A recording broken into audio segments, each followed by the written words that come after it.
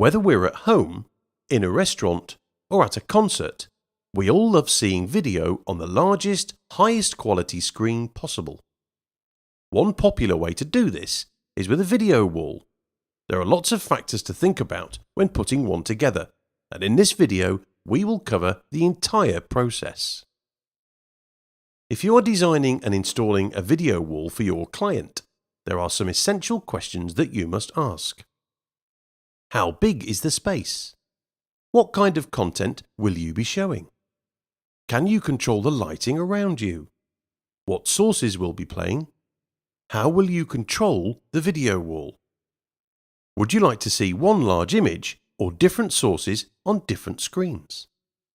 Asking the right questions and surveying the space will help you design the right system for the client and help ensure that your installation goes as planned without any surprises. One of the most important decisions is how big to make the video wall. Take into consideration how big the space is, what kind of content will be shown, and where the wall will be viewed from. Once you figure this out, the rest is a matter of picking out the right screens to use in the video wall.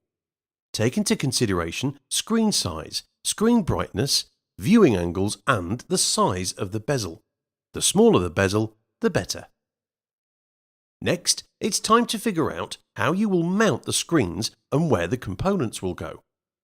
Traditionally, the screens will mount to the wall. However, there are portable video wall solutions available.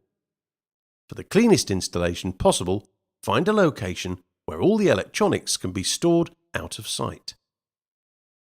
Now let's figure out how we will be controlling the video wall. One popular option is the AVPro Cloud9 matrix switch and video wall processor.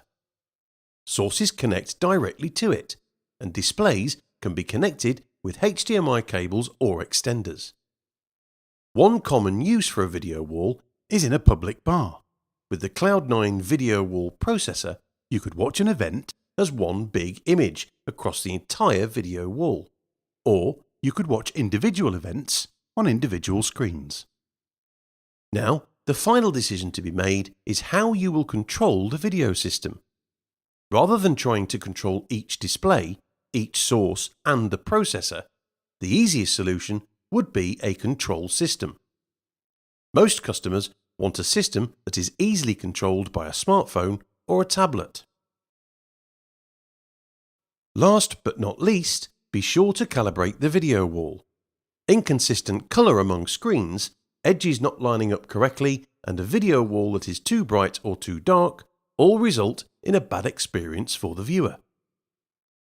A video wall can be the most impactful piece of your installation, and following these steps carefully before you begin the installation is paramount.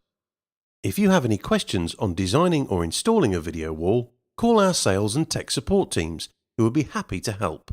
And for more information on all of our products, visit avproedge.com. Always on the cutting edge.